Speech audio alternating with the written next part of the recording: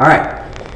So what I want to do is I want to post a short video on how to do the Quia measurement quiz. So the measurement quiz is presenting a little bit of a difficulty for a lot of you because you're not paying attention to the details. So the details are really simple in that you got to make sure that whatever the device measures in, let's say it's measuring in milliliters and it's a graduated cylinder or a burette, and the milliliter the tick marks that are given between large values are measured in single milliliter values. So that means it's measuring to the ones place, measuring with accuracy to the ones place. Well, it's your obligation to estimate then to the tenths place.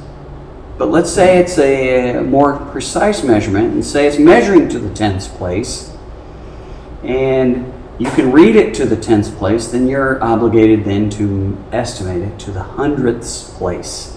So you're actually going to move one decimal place further than the actual device measures. So if it measures in the ones place, you're going to estimate the tenths.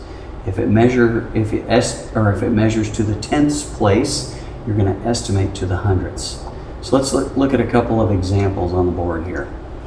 Okay, so what I did is I wrote up 3 of the general examples that I have. So here's a graduated cylinder measuring in single milliliters. So this is 10, then you count 1, 2, 3, 4, 5, 6, 7, 8, 9, 10 more, and you're at 20.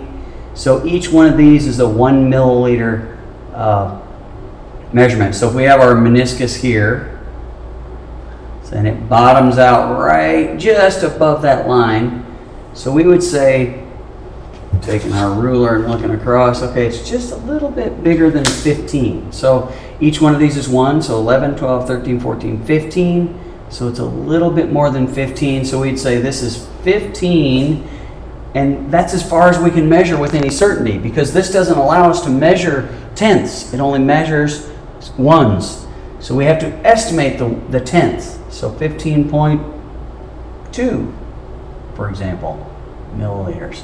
And remember, on the meniscus, we're reading on the bottom. You're not reading the sides or where it goes up. It's always at the bottom, right in the middle. Okay? So let's take a look at this one. You have this example on several of them where they'll have not just tenths, but maybe 0.2. So 4, this is a burette, so it's emptying down. Let's put our line about right here. Okay?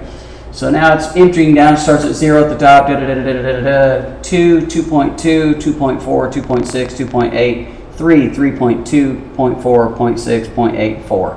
Okay, so each of these is 0.2. So the question is it measuring 0.1? And the answer is no, it's not. Because there's no line in there telling you where the 0.1s are. It's just there's a line for the 0.2, which is 1/5. That's not exactly the same. So if you're not actually measuring to the 0.1, that's the place where you have to estimate. So what we're saying here is 2.2, 0.4, 0.6. That's between 2.6 and 2.8. So if there's an estimation to be made between 2.6 and 2.8, I would say 2.7. And then, of course, don't forget milliliters. Okay? Now, in the case where you have maybe a metric Celsius temperature degree, let's say the thermometer goes up to this point right here. And we say, okay, so that is 20, and we got to count our tick marks in between. It goes to 21. We're assuming 1, 2, 3, 4, 5, 6, 7, 8, 9, 10. So it's counting by tenths of a degree.